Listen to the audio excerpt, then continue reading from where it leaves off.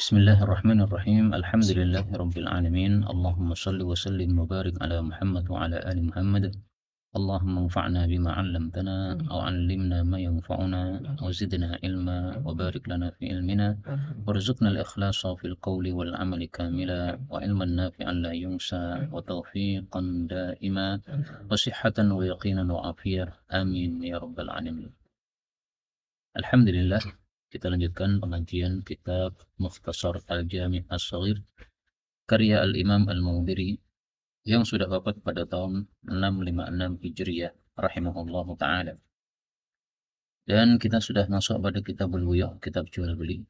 Sekarang pada babu tahrimi bai'il maitati wal asnam wal khinzir al-khanasir. Diharamkannya menjual atau membeli, karena bai' itu bisa untuk menjual atau membeli bangkai dan patung-patung dan babi-babi. Hadis 931 bisanadil muttasil ila al-muallif rahimahullahu taala qala An Jabir bin Abdullah radhiyallahu anhuma annahu sami'a Rasulullah sallallahu alaihi wasallam yaqul 'amal fathi wa huwa bi Makkah Inna Allaha wa rasulahu harrama bai'al khamri wal maitati wal khinziri wal asnam. Ini menunjukkan bahwa hak tahrim atau pengharaman itu ada pada Allah dan Rasul sallallahu alaihi wasallam. Dan ini juga disebutkan dalam Al-Qur'an surat At-Taubah, wa la yuharrimuna ma harramallahu wa rasuluh. Tapi tidak mungkin Rasulullah mengharamkan kecuali berdasarkan wahyu, sebagaimana wa ma yantiqu 'anil hawa in huwa illa wahyu yuha. Kemudian yang diharamkan di sini ada 4. Pertama, minuman keras, dan ilatnya karena dia merusak akal. Karena itu para ulama katakan semua yang merusak akal hukumnya adalah diharamkan untuk dimakan atau diminum. Kemudian yang kedua adalah bangkai. Ini karena najis, maka semua yang najis tidak boleh dimakan atau diminum. Kemudian khinzir, babi, ini karena mengandung madarat, ya, ada cacing pitanya, itu kalau dimakan memudarati, maka semua yang memudarati tidak boleh dimakan. Kemudian asnam, ini patung, ini ilatnya karena merusak akidah, maka semua yang merusak akidah tidak boleh diperjualbelikan. Seperti misalnya kitab-kitab yang berisi atau menyebarkan kesesatan. Kecuali kalau dibeli oleh orang yang alim yang akan menampakkan kesesatannya sehingga bermanfaat kepada umat, maka tidak ada masalah.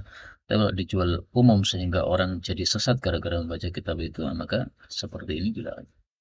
Faqila ya Rasulullah ara'aita syuhumal maitah fa innaha yutla biha sufun. Diolesi kapal dengan gajih. Maksudnya bisa bermanfaat itu gajih-gajih dari bangkai itu. Wa yudhanu bihal julud wa yastasbihu bihan nas. Faqala la huwa haram. La huwa itu maksudnya kembali kepada jual belinya, bukan pemanfaatannya. Kalau pemanfaatannya boleh. Sehingga kalau ada orang yang punya bangkai ayam kemudian dimakan, nah ini haram. Dijual haram. Tapi kalau dimanfaatkan, yaitu diberikan kepada lele karena dia punya lele misalnya, nggak ada masalah. Maka huwanya kembali kepada al-bai', bukan kembali kepada pemanfaatan dari barang najis tadi. Thumma qala Rasulullah sallallahu alaihi wasallam inda dzalika qatalallahu al-yahud. Semoga Allah melaknati Yahudi atau menghancurkan Yahudi. Qatala ada yang mengartikan laknat, ada yang mengartikan menghancurkan, karena siapapun yang perang dengan Allah pasti akan hancur binasa. Inna Allah azza wa jalla lamma harrama alaihim syuhumaha ajmaluhu. Mereka mencairkannya. Thumma ba'uhu fa'akalu thamana. Ini menunjukkan bahwa sesuatu yang diharamkan untuk dimakan tidak boleh diperjualbelikan karena sama dengan memakannya. Dan ini ditegaskan dalam hadis riwayat Abu Dawud. Rasulullah sallallahu alaihi wasallam bersabda, "Inna Allah idza harrama 'ala qaumin akla syai'in harrama 'alaihim thamanah." Allah kalau mengharamkan kepada suatu kaum memakan sesuatu, Allah pun juga mengharamkan harganya, alias tidak boleh diperjualbelikan. Sehingga yang meyakini rokok haram, ya haram untuk menjual rokok atau membeli rokok. Yang meyakini rokok makruh berarti makruh menjual atau membeli rokok. Maka kesimpulannya hadis ini menunjukkan haramnya 4 hal ini. Ini adalah yang mantuknya. Adapun pemahaman yang lainnya, yaitu diambil kesimpulan oleh para ulama karena sifat-sifat yang ada pada 4 hal ini. Maka semua yang mengandung sifat-sifat tersebut juga sama, yaitu haram untuk diperjualbelikan. Allah a'lam bishawab. Babun nahyi an thamanil kalbi wa mahril baqi wa hulwanil kalbi. Bab larangan dari harganya anjing dan upahnya pelacur dan upahnya dukun. 932 total. An Abi Mas'udin al-Ansari radhiyallahu anhu anna Rasulullah sallallahu alaihi wasallam naha an thamanil qalbi wa mahril babizi wa hulwanil kahin. Hadis ini menunjukkan bahwa 3 hal ini haram. Harganya anjing, upahnya pelacur dan upahnya dukun. Dan dari sini diambil kaidah ma tawallada min haramin fahuwa haram. Sesuatu yang terlahir dari sesuatu yang haram maka haram juga. Anjing haram maka uang yang terlahir darinya haram. Demikian juga melacur haram maka upahnya haram. Mendukun haram maka upahnya juga haram. Khulwan dari kata-kata khulwan manis, karena dukun ini tidak melakukan apa-apa, hanya melakukan bohongan aja, tiba-tiba mendapatkan upah. Nah, sehingga gampangnya mendapatkan upah itu disebut dengan istilah khulwan. Bedanya dukun dengan arraf. Itu kalau dukun mengaku mengetahui perkara-perkara yang akan datang. Jadi nanti akan terjadi tahun sekian seperti ini, nanti akan terjadi begini, itu kahin dukun. Kalau araf itu biasanya untuk mengetahui sesuatu yang dicuri atau barang yang hilang dan sejenisnya. Demikian dijelaskan oleh Al-Imam Al-Khattabi perbedaan antara dukun dengan araf. Jadi mereka sebut araf itu kalau mencari barang hilang, nggak tahu di mana, maka datang ke araf. Babun nahyi an thamanis sinor, bab larangan dari harganya kucing. 933. An Abi al-Mundiri qala sa'altu Jabiran radhiyallahu anhu an thamani al-kalbi wa sinnauri qala zajara Nabi sallallahu alaihi wasallam an dzalika. Hadis ini menunjukkan bahwa Nabi melarang dari harga anjing dan kucing. Untuk anjing sudah jelas ya haram, karena anjing haram dimakan. Berarti harganya pun juga haram dimakan. Adapun kucing ini kan ada manfaatnya. Jadi jual beli kucing bukan untuk dimakan, tapi apa? Untuk dimanfaatkan. Seperti misalnya menakuti tikus dan sebagainya. Nah, maka mayoritas para ulama memahami larangan jual beli kucing ini bukan larangan haram, tapi dipahami dua. Pertama, ada kalanya dia kucing yang tidak ada manfaatnya, maka haram karena menjual sesuatu yang tidak ada manfaatnya tidak boleh. Adapun sesuatu yang ada manfaatnya maka boleh diperjualbelikan. Tafsiran kedua yaitu maksudnya adalah makruh saja. Karena maksudnya Nabi pengen bahwa jual beli kucing itu ditiadakan, tapi hendaklah saling memberi. Karena kucing itu kan gampang sekali beranaknya, kemudian kalau beranak banyak maka nggak usah dijual lah, digratiskan aja, saling membeli, saling meminjamkan dan sebagainya. Bahkan Imam Nawawi mengatakan bahwa bolehnya menjual beli kucing ini adalah pendapat jumhur ulama. Yang menyelisih cuma sedikit. Yang menyelisih Abu Hurairah, Tawus, Mujahid, Jabir bin Zaid. Nah, disebutkan nama-nama ini menunjukkan apa? Yang menyelisih sedikit. 4 orang tadi mengatakan haram sesuai dengan zahirnya hadis, yaitu larangan. Tapi jumhur mengatakan tidak haram, tapi makruh saja. Maka kalau jual beli kucing ini makruh, sangat kaitannya erat dengan dengan upah pembekam. Maka beliau mengatakan bahwa bukas bil hajjam khabith. Bab hasilnya pembekam adalah buruk. Nah, buruknya di sini juga bukan buruk haram, tapi tadi maksudnya hendaklah bekam itu dijadikan gratisan, saling tolong menolong. Saya pas sakit engkau membekam saya, engkau pas sakit saya membekam Anda. Tapi tidak haram. Fadhal. 934. An Rafi bin Khadijah radhiyallahu anhu an Rasulillah sallallahu alaihi wasallam qala Zamanul kalbi khabis wa mahrul bawi khabis wa kasbul hajjami khabis. Ya, kata-kata khabith bisa dimaknai haram, bisa dimaknai makruh. Untuk anjing haram, karena anjing haram dimakan berarti dijualnya haram. Untuk pelacur juga haram, karena melacur haram berarti hasilnya haram.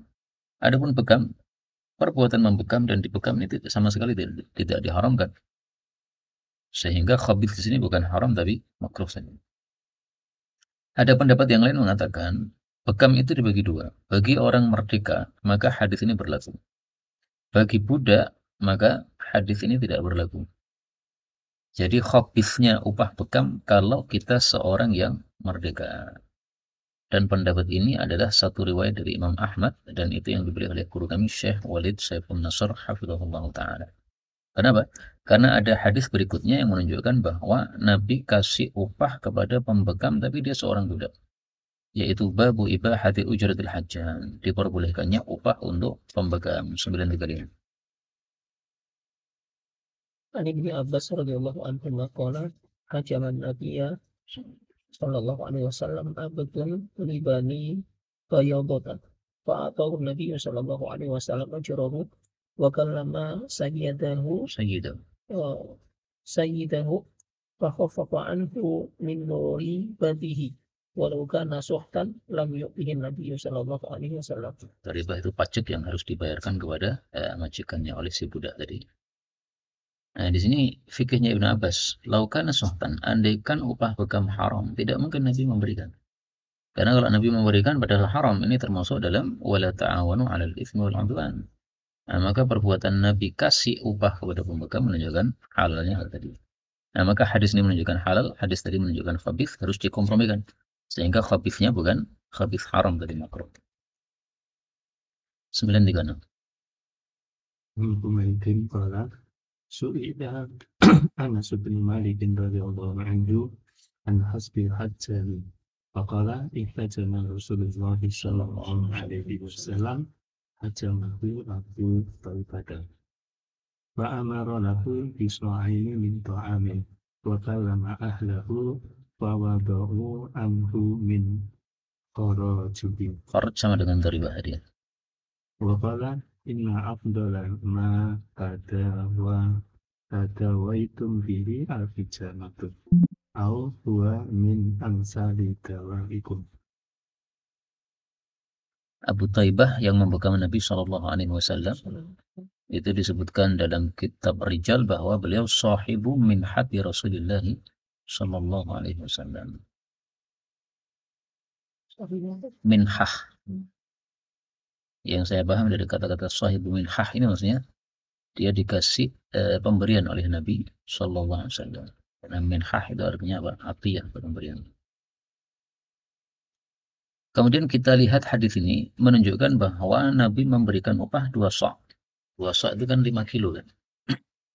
1 sa' 2,5 kilo. 2 sa' berarti 5 kilo. Nah, kalau kita hitung 1 kilo beras itu adalah 10.000, berarti upah bekam sekitar berapa? 50.000. Nah, maka di Solo ini kalau bekam dulu pernah itu 20.000 itu murah. Kemudian di Jakarta dulu katanya 50. Nah, sekarang mungkin di Solo udah naik ya 50. Nah, sementara di tempat lain mungkin lebih mahal lagi. Maka harga bekam 50 itu malah sesuai dengan hadis ini 2 sa'. Kemudian hadis ini menunjukkan bahwa paling utamanya obat itu antara lain adalah bekam. Dalam hadis riwayat Bukhari disebutkan bekam dan kustul bahri. Amsalu ma tadawaitum bihi al-hijamah wal kustul bahri. Nah, maka kalau digabungkan lebih bagus ya. Bekam plus kita memakan kustul bahri atau kustul jundi yang sempat viral gara-gara COVID kemarin.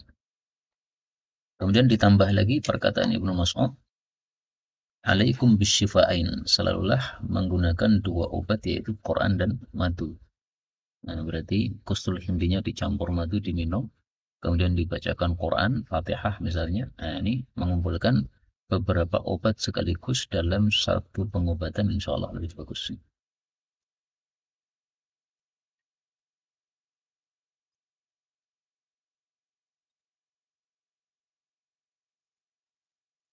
Kemudian saya baca Imam Ahmad itu pernah membaca hadis yang mengatakan Rasulullah dipegang membayar upah 1 dinar.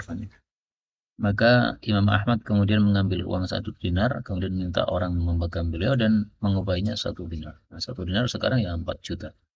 Nah, ini dilakukan oleh Imam Ahmad karena beliau punya konsep semua hadis yang saya baca harus saya lakukan. Padahal hadis dalam Musnad Ahmad itu kan ada 40.000. Berarti beliau sudah mengamalkan 40.000 sunnah Rasul Sallallahu Alaihi Wasallam minimalnya. Karena satu hadis pun bisa menampung beberapa sunnah. Kan? Nah, salah satunya itu tadi yang mungkin kita belum sampai tingkatan itu ya. Mau nggak bayar pemegang 4 juta? Mengumpulkan 4 juta aja lama, apalagi suruh membayarkan langsung begitu. Ya Imam Ahmad sama juga, mengumpulkan juga nggak cepat karena beliau miskin. Tapi saking cintanya terhadap sunnah, pokoknya saya harus mengamalkan meskipun sekali, ya, meskipun sekali seumur hidup. Babu bai'i habalil habalah, bab jual beli habalil habalah, ini banyak tafsiran, nanti akan ditafsirkan oleh perawinya hadis 937. Betul.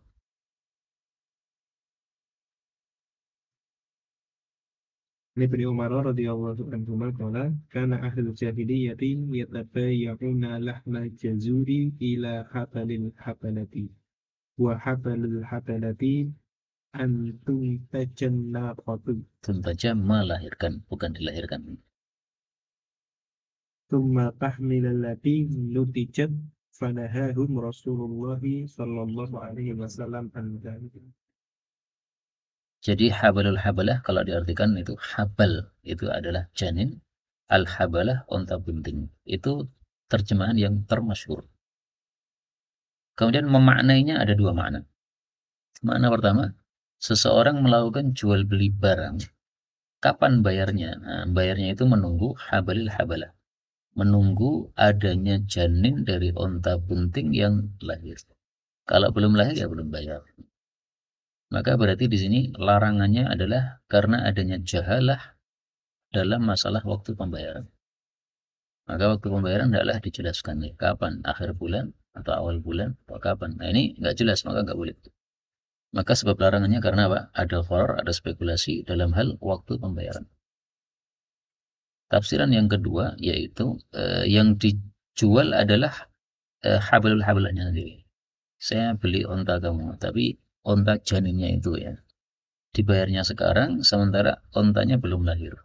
Nah, maka ketika lahir nih bisa spekulasi apakah jantan, apakah betina, ataukah cacat, ataukah sempurna.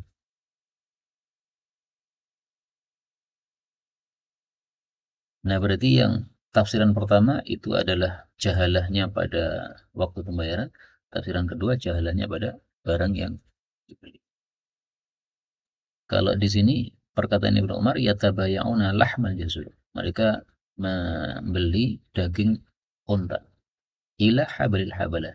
Ini yang saya paham berarti bayarannya ya, bayarannya menunggu habalil habalah.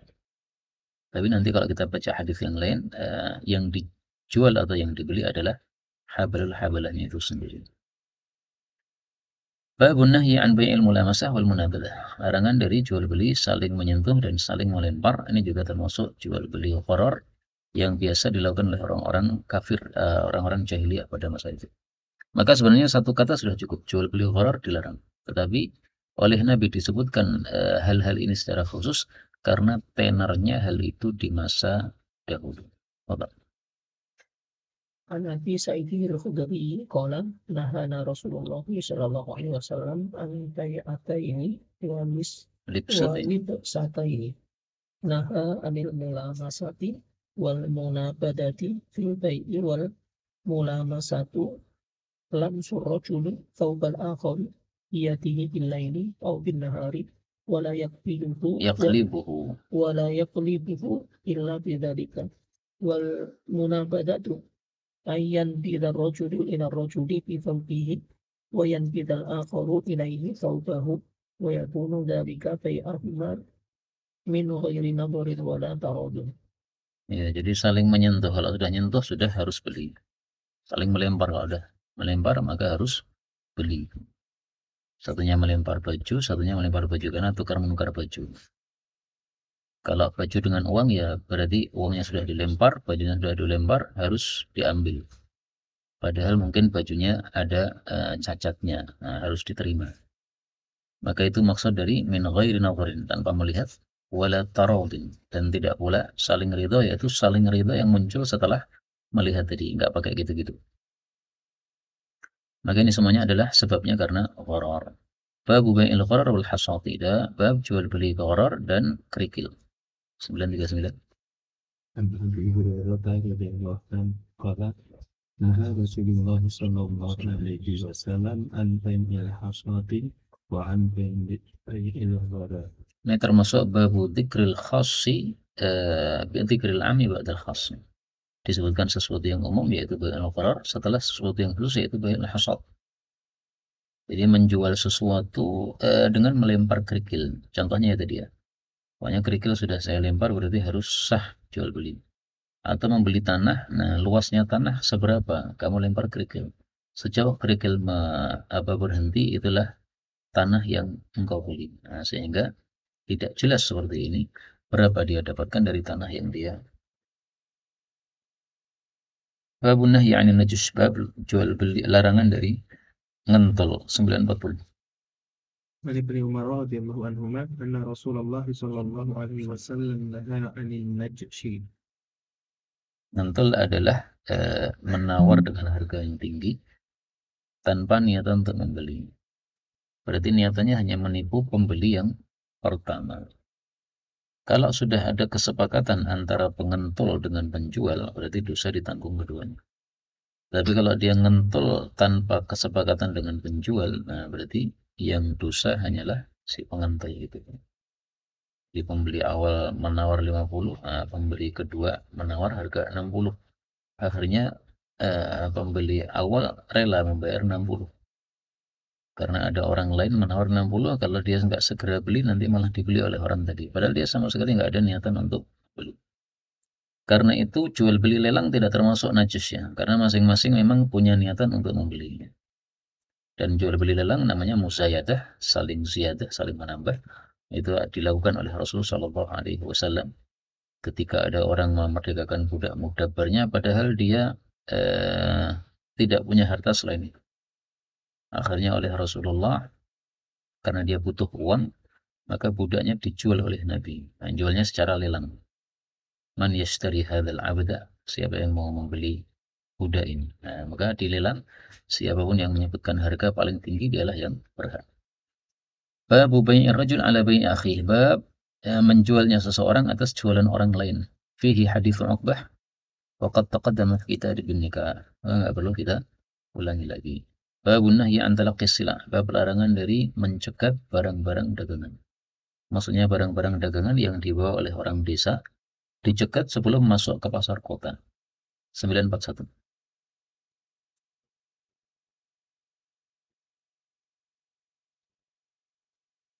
La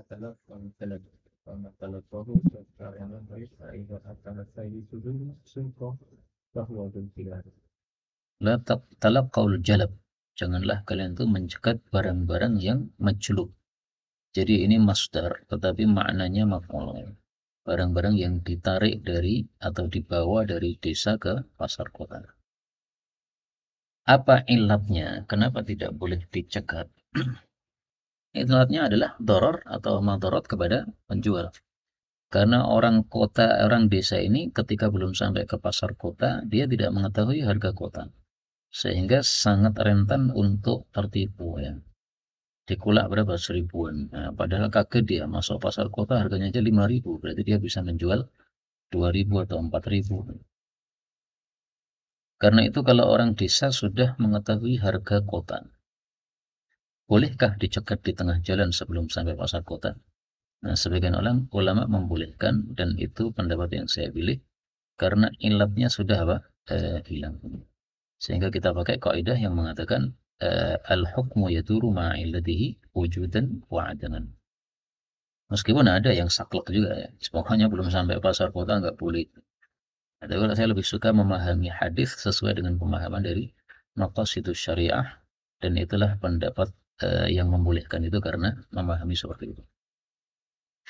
Beliau mengatakan faman talaqahu, barang siapa yang mencegahnya, fashtara minhu, lalu membeli darinya, fa idza ata sayyiduhu suq, apabila pemilik barang tadi sudah datang ke pasar, maksudnya datang ke pasar kemudian mengetahui harga dan ternyata betul dia ditipu, fahuwa bil khiyar, maka dia boleh khiyar, yaitu boleh melanjutkan jual belinya, boleh juga membatalkan jual beli yang tadi sudah terlanjur. Maka ilatnya di sini berarti apa? Madharat. Kemarin sudah dibahas ya. Ilat haramnya jual beli, 1 riba, 2 gharar, 3 dharar. Itu termasuk yang dharar. Babun la bai'a hadirun la yabi' hadirun libadin. Tidak boleh orang kota menjualkan untuk orang desa. 942. An Ibni Abbas radhiyallahu anhuma qala naha Rasulullah sallallahu alaihi wasallam an tudalaq qurban wa an yabi'a hadirul ibadin qala tawusun faqultu ibn Abbasin ma qawluhu hadirul ibadin qala la yakun lahu simsaron. Talaqir rukban sama dengan talaqil jalab. Bedanya kalau jalab itu barangnya, kalau rukban ini penjualnya. Jamak dari raqib, orang-orang yang mengendarai, yang membawa barang dagang. Kemudian yang kedua, dilarang orang kota menjualkan untuk orang desa. Nah, maka Ibnu Abbas menjelaskan maksudnya tidak boleh jadi simsar atau jadi calonnya. Sehingga sebabnya di sini apa? Sebabnya di sini adalah maslahatul ammah muqaddamah alal maslahatil khassah. Maslahat umum hendaklah didahulukan daripada maslahat orang khusus. Kalau orang kota menjualkan untuk orang desa, maka berarti yang mendapatkan untung cuma mereka berdua saja. Sementara orang-orang pasar tidak bisa mendapatkan harga murah. Berarti maslahat khusus untuk berdua. Tapi kalau dibiarkan orang desa ini menjual, dan kalau orang desa menjual kan pengennya habis hari itu kan, sehingga dia tidak mungkin jual harga mahal, karena kalau harga mahal ya nggak akan habis-habis. Nah, sehingga dia pengen segera barang habis, segera balik lagi ke desa, maka dia pasti jual dengan harga murah. Nah, itu masalah untuk umum. Maka ini bisa masuk dalam bab doror ya. Dorornya untuk apa? Maslahat umum. Maka didahulukan maslahat umum daripada maslahat khusus. Kemudian diperselisihkan oleh para ulama. Bagaimana kalau ada orang menjualkan untuk orang desa ini, niatannya tidak untuk calo. Calo kan dibayar kan, diupah kan. Lah ini dia tidak ada niatan untuk minta upah. Dia hanya amal soleh. Kamu saudara saya, orang desa, kamu nggak paham harga pasar, nanti pasti kamu jual murah. Udah saya jualkan aja, nanti bisa harga tinggi. Ini sama juga, karena apa? Mendahulukan maslahat khusus daripada maslahat umum. Sehingga tetap tidak boleh. Tapi saya jujur ini masalah khilafiyah. Antum lihat nanti pada Sahih Bukhari, Imam Bukhari cenderung seperti itu boleh. Boleh kenapa? Karena Nabi mengatakan ad-dinu an-nasihatu wa idza stansahaka falyansah lahu dan sekitarnya itu. Maka ini karena bukan untuk cari untung tapi untuk memberikan nasihat atau berbuat baik kepada badin, jadi nggak ada masalah. Ya intinya nazar para ulama berbeda-beda ya. Kalau nazarnya mengacu kepada maslahatul ammah tadi ya tetap sama saja sih. Mau pakai upah mau tidak pakai upah, itu mementingkan maslahat khusus dan itu tidak bagus. Babun nahyi 'anil huqrah, bab larangan dari ihtikar, yaitu apa? Menimbun. Nah, yang dimaksud menimbun di sini adalah menimbun makanan-makanan pokok sehingga menyebabkan barangnya jadi langka dan dia bisa menjualnya dengan harga semua. Nah, di situ terjadi kemudaratan. Tapi kalau menimbun bukan barang-barang yang merupakan makanan pokok atau kebutuhan pokok, tidak ada masalah. Misalnya seseorang menimbun gantungan kunci ya. Gantungan kunci bukan sesuatu yang pokok. Kemudian juga kalau tidak sampai memadharati ini. Misalnya antum kulaan banyak minyak karena pas murah. Supaya nanti kalau pas mahal antum sudah nggak perlu beli lagi. Nah, di sini seberapa sih antum kula itu kan untuk kebutuhan sendiri nggak akan memadharati orang lain. Maka hal itu tidak ada masalah dan nanti akan diceritakan dalam hadis 943.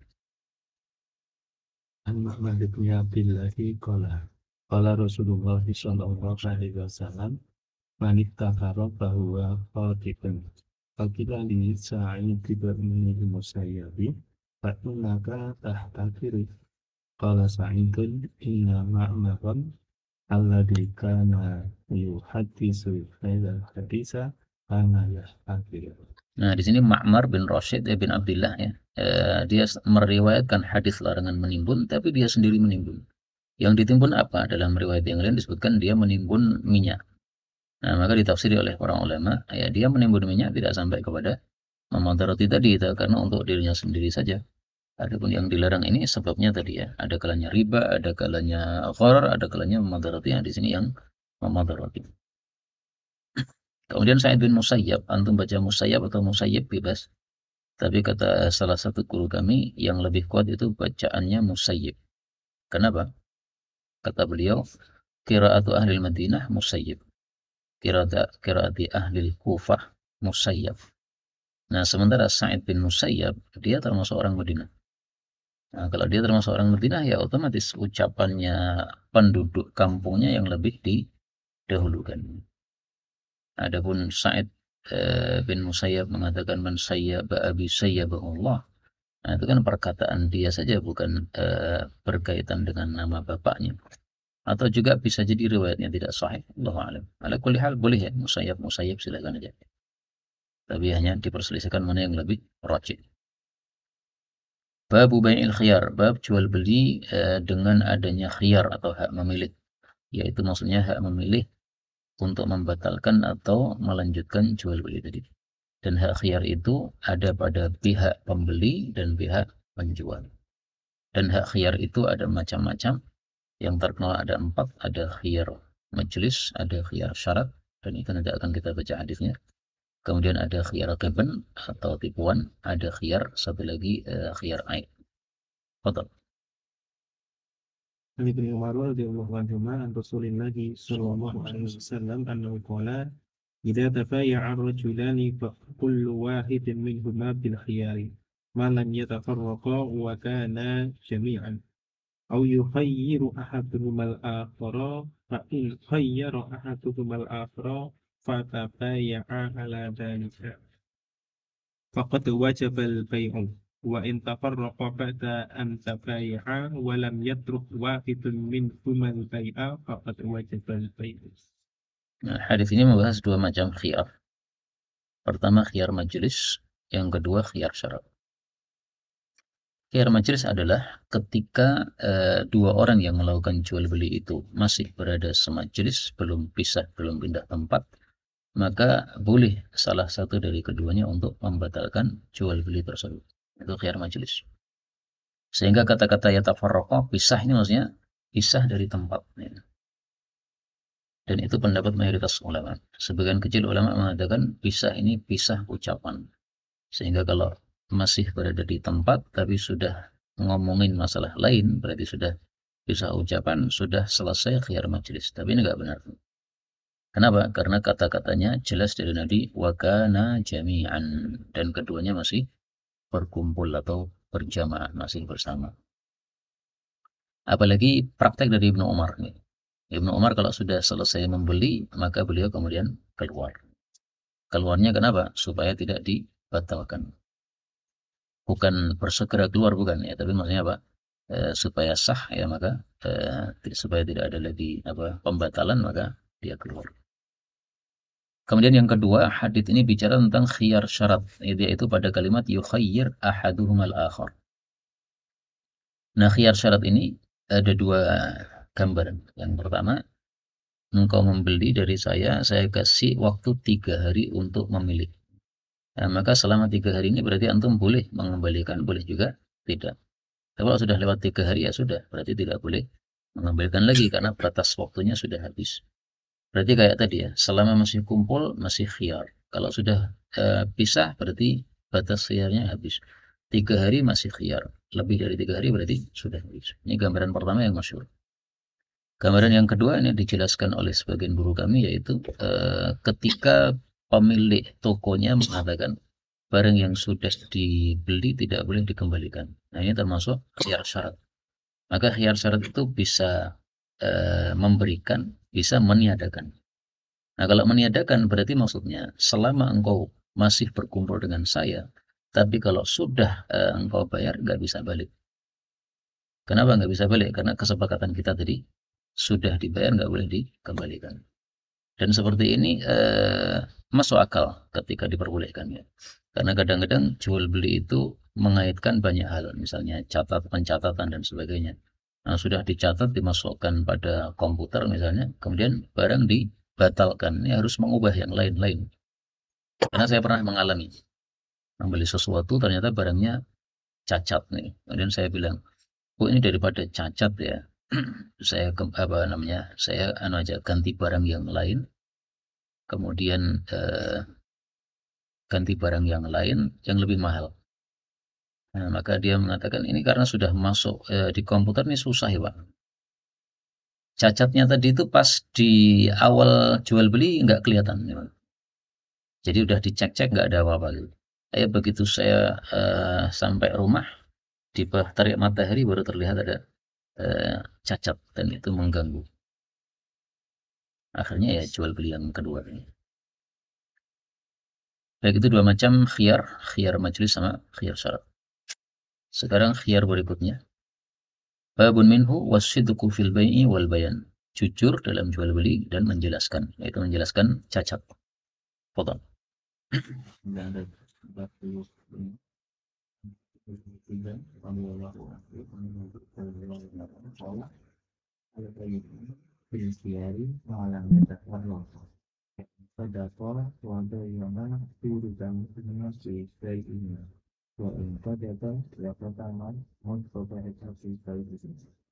Ya, hadis ini menunjukkan bahwa jual beli supaya berkah, maka hendaklah keduanya saling jujur. Kalau keduanya tidak saling jujur, wakatama dan menyembunyikan, maksudnya menyembunyikan aib. Baik itu pembeli menyembunyikan aib uangnya cacat misalnya atau uangnya palsu, atau penjual yang menyembunyikan aib barangnya, maka akan dihancurkan berkah. Muncul pertanyaan, bagaimana kalau yang menyembunyikan atau yang tidak jujur cuma satu pihak, yaitu penjual saja atau pembeli saja? Apakah juga dihancurkan berkahnya? Karena di sini Nabi mengatakan katama, ya. Kedua-duanya dusta, kedua-duanya menyembunyikan. Kalau salah satunya gimana? Nah, di sini terjadi perselisihan para ulama. Sebagian mengatakan tetap tidak ada berkah. Dan itu dikaitkan dengan masalul jalisi soleh dan masalul jalisi su'i. Salahmu sendiri mujalasah dengan penjual yang jelek sehingga kamu mendapatkan tipuan, maka berkah pun hilang dari barang yang kamu beli. Sebagian lagi mengatakan kalau bohongnya dari satu pihak saja, maka berkahnya hanya hilang dari pihak tadi. Pihak yang tidak bohong atau tidak menyembunyikan, dia tetap mendapatkan berkah. Saya pribadi cenderung pendapat pertama ya, bahwa kalau ada salah satu yang tidak beres, maka berkahnya hilang atau minimal berkurang. Karena saya mengalami ini. Jadi membeli sesuatu yang disebut-sebutkan apa fadilahnya. Saya tanya cacatnya apa Pak? Nggak disebutkan cacatnya. Ya, karena saya nggak begitu paham barang, ya akhirnya saya beli. Tapi habis itu sangat tampak sekali cacatnya.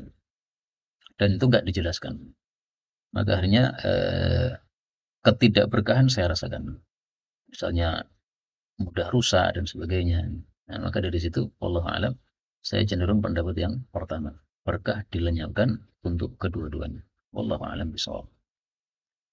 Bab berikutnya babu man yukhda'u fil buyu'. Orang yang ditipu dalam jual beli 946. عن ابن عمر رضي الله عنهما قال دبر رجل من رسول الله صلى الله عليه وسلم أنه يخطئ في البيوع فقال رسول الله صلى الله عليه وسلم من بايعك فقل لا خلافة وكان إذا بايع يقول لا خيابة. Ya. Disuruh ngomong la khilabah, tapi dia ngomong la khiyabah. Kenapa? Karena cedal ini bicaranya sehingga lamnya jadi ya. Hadis ini bicara tentang khiyar riben, ya, memilih ketika ditipu. Misalnya barang harga 50.000 dijual harga 5 juta. Ini kan terlampau jauh nih. Nah, maka ini namanya ditipu seperti ini. Apakah boleh kita mengembalikan? Boleh, tapi tidak wajib. Seandainya kita ngalah, ya udahlah, ditipu, besok lagi nggak beli sama orang tadi, nggak ada masalah. Tapi kalau kita mengembalikan, beli. Kemudian hadis ini bicara tentang seorang sahabat Nabi yang suka jual beli. Kemudian karena dia ikut perang, kemudian kepalanya terserang oleh musuh, akhirnya ada rusak pada pikirannya. Sehingga dia kalau jual beli itu jadi sering ditipu. Maka keluarganya bilang kepada Rasulullah SAW, ya Rasulullah, ini keluarga kami tolong dihajar untuk tidak jual beli. Dia mengatakan, saya nggak mungkin sabar meninggalkan jual beli, yang saya sudah sejak dulu suka melakukan jual beli. Akhirnya Rasulullah pesan, ya sudah silahkan jual beli, tapi tadi ya, la khilabah, la khilabah. Nanti kalau ada yang menipu, dia akan melakukan khiyar riba. Bab berikutnya, man ghasya falaysa minni. Barang siapa yang menipu tidak termasuk dari kelompok kami. Kata-kata ghasya sebenarnya tidak tepat diartikan menipu, karena menipu itu hanya satu bagian dari ghasya. Ghasya itu apa? Kebalikan dari nasoha. Nasoha kan iradatul khair lil ghair, menghendaki kebaikan kepada orang lain. Nah, ghasya itu tidak menghendaki kebaikan kepada orang lain. Nah, menipu termasuk ghasya. Tapi untuk mempermudah terjemah nggak apa-apa ya. Mana ghasya, siapa yang nipu nggak apa-apa. Total 947. عن أبي هريرة رضي الله عنه أن رسول الله صلى الله عليه وسلم مر على سبرة طعام Subro sudah kemarin apa? Pembukaan. فأدخل يده فيها فنالت أصابعه بللا فقال ما هذا يا صاحب الطعام فقال أصابتني السماء يا رسول الله Sama maksudnya motor. قال أفلا جعلته فوق الطعام كي يرى الناس من غش فليس مني. Siapa yang menipu bukan termasuk golonganku, maksudnya laisa min ahli tariqati. Tidak termasuk orang-orang yang melakukan tarekat atau cara yang saya lakukan dalam agama ini. Bukan berarti dia kafir, bukan. Kemudian hadis ini menunjukkan bahwa menjual barang yang cacat boleh asalkan diberitahukan. Maka Nabi mengatakan ja'altahu fawqa ta'am. Yang cacat ditaruh di atas, ini sama dengan apa? Memberitahukan barang cacat tadi.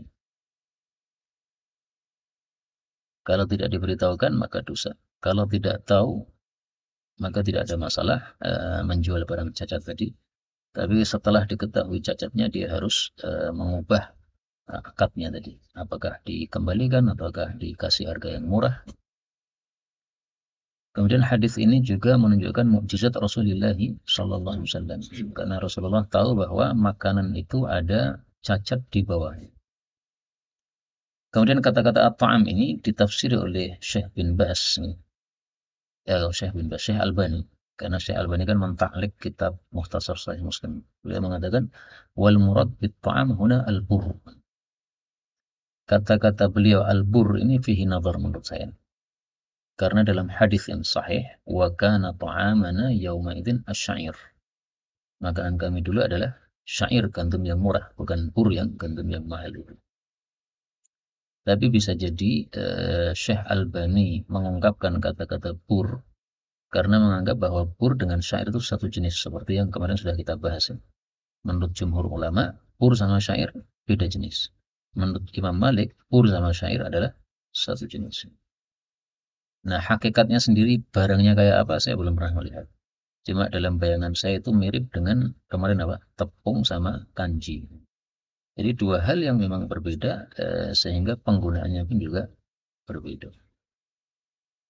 Ala kulli hal, syair itu yang murahan, pur itu yang mahalan. Namanya tiga ya. Pur, hintah, samroh. Memang kalau tiga namanya yang dapatkan dalam hadis itu maksudnya satu barang yang sama. Bab sarf wa bai'i dzahab bil warik naqdan. Bab sarf. Sarf itu apa?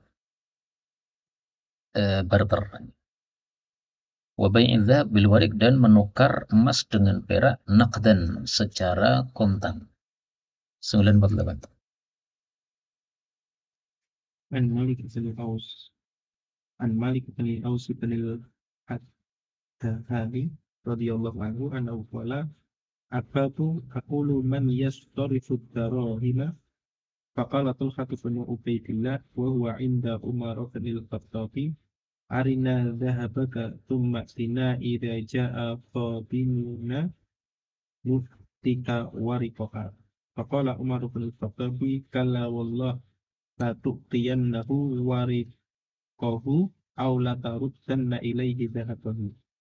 Fa inna Rasulullah sallallahu alaihi wasallam qala al-wariqu bidh-dhahabi riban illa ha'a wa ha'a wal burru bil burri riban illa ha'a wa ha'a wasya'iru bisya'iri riban illa ha'a wa ha'a wat tamru bit tamri riban illa ha'a wa ha'a.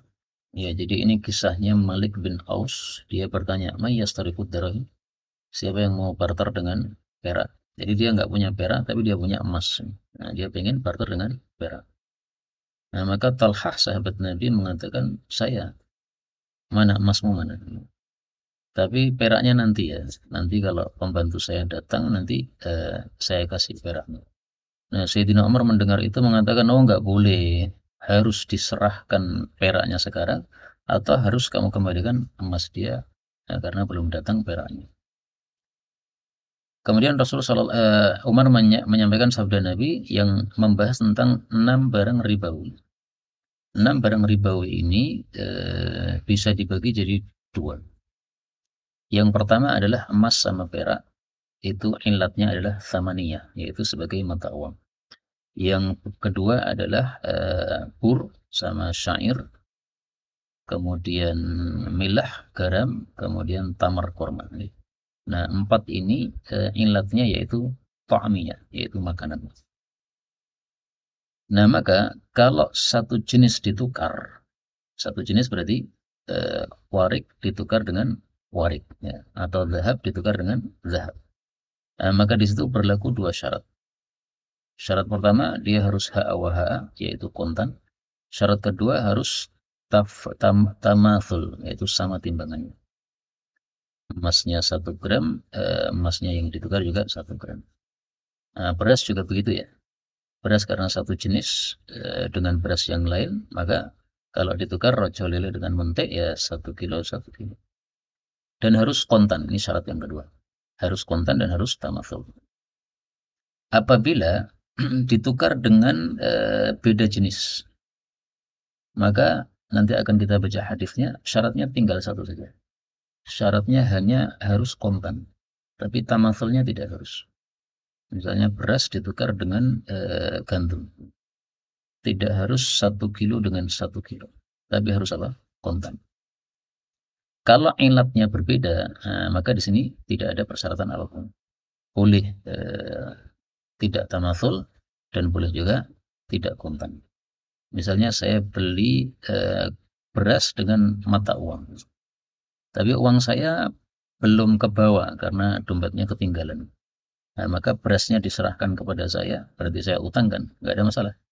Kenapa? Karena tidak sejenis, juga tidak satu ilat. Maka ringkasnya, kalau satu jenis, syaratnya harus 2. Kalau sama-sama ilatnya, tapi beda jenis, maka syaratnya tinggal 1. Kalau tidak sejenis dan tentu saja tidak seilat, maka berarti tidak ada persyaratan. Itu ringkasnya dalam bab ribawiyat ini.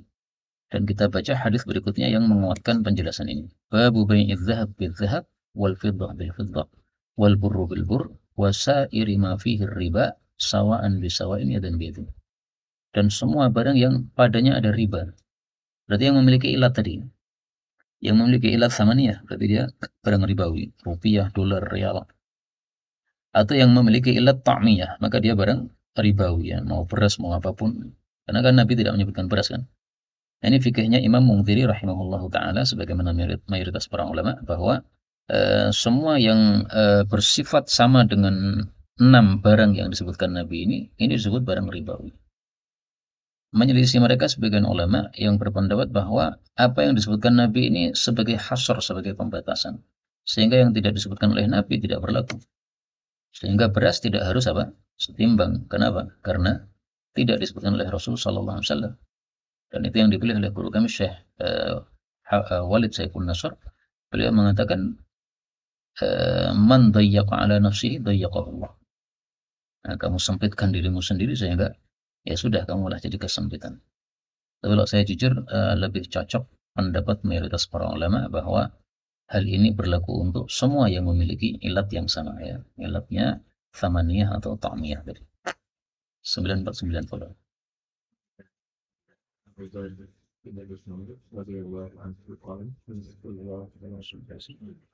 الذهب بالذهب والفضة بالفضة والجر بالجر والسعير بالسعير والتمر بالتمر والملك بالملك مثلا بمثل سواء بسواء وتنزية فإذا اختلفت هذه الأصناف فبيع كيف صدق إلى كان لبس اختياري.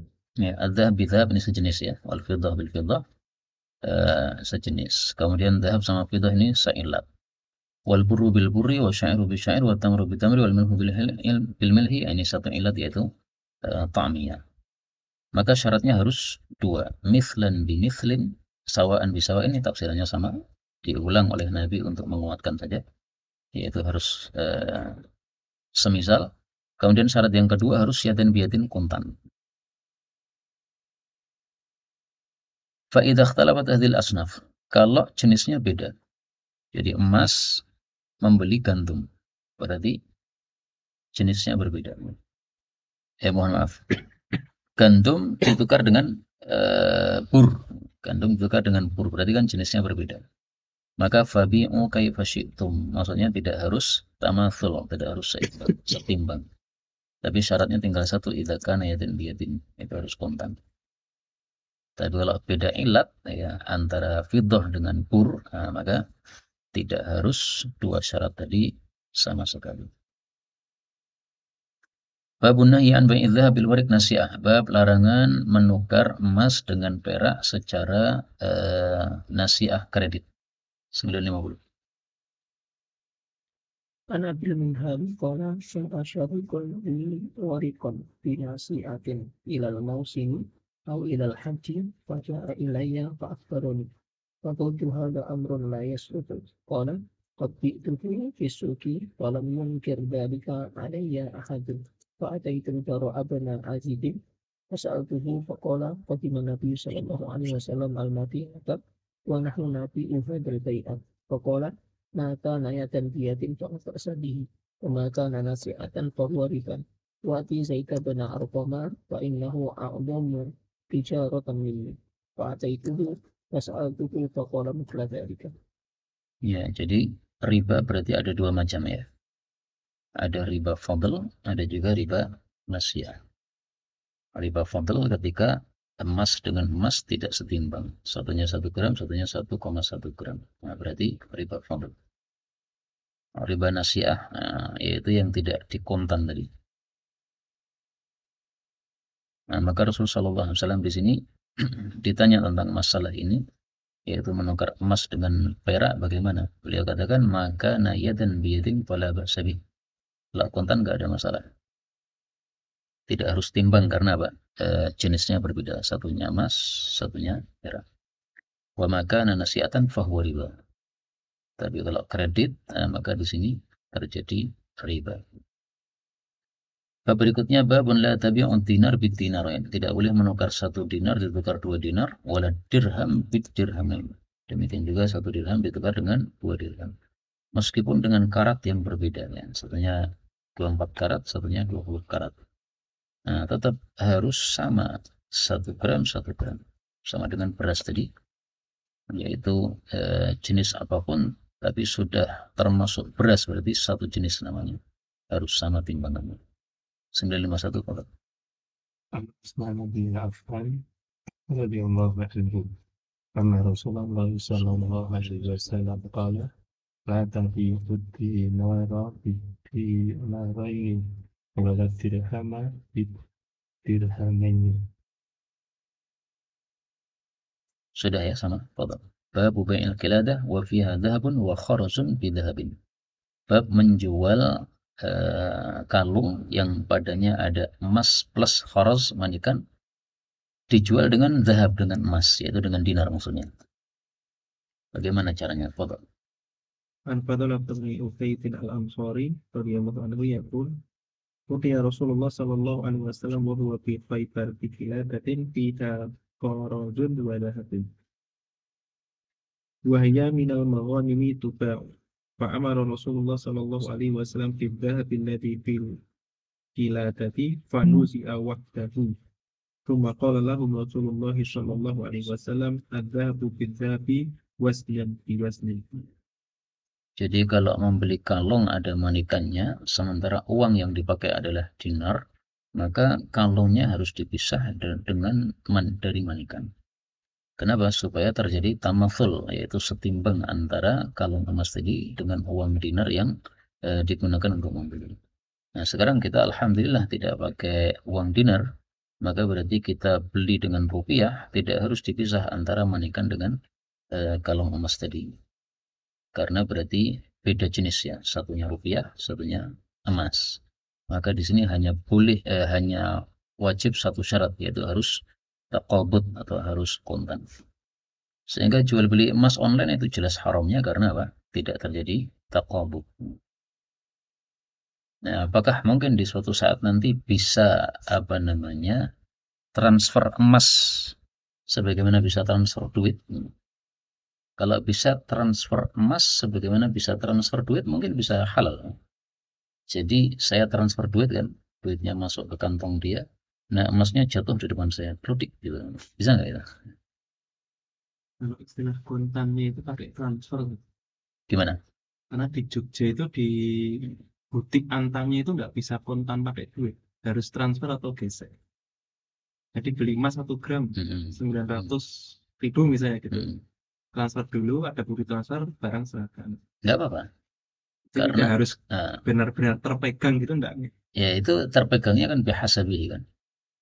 Masuk ke kantong atau masuk ke tangan atau masuk ke dalam rumah. Yang penting sudah terjadi apa? Saling memegang atau menguasai itu. Taqabud itu kan artinya apa? Menggenggam atau menguasai. Kalau udah pindah ke rekening dia kan nggak bisa balik ke rekening itu kan. Itu udah taqabud juga itu. Baik, kemudian babur riba fi buyu'in naqad. Ini ada perselisihan di antara sahabat-sahabat Nabi seluruhnya dengan Ibnu Abbas dan Ibnu Umar yang pendapatnya syadz dalam masalah ini. Tapi akhirnya keduanya nanti akan rujuk dari pendapat mereka. Tapi anehnya pendapat Ibnu Umar dan Ibnu Abbas yang sudah rujuk ini oleh Al-Hasan malah dipakai. Dalam hal ini beliau Al-Hasan menguatkan pendapat siapa? Ibnu Abbas dan Ibnu Umar yang membolehkan sebagian riba. Nah, itu insya Allah akan kita baca pada pertemuan yang akan datang karena ini sudah 1 jam. Wallahu a'lam bishawab, benarnya dari Allah, kalaupun ada salahnya fa astaghfirullahaladzim li wa lakum. Boleh kalau ada sesuatu yang mau disampaikan atau ditambahkan atau ditanyakan.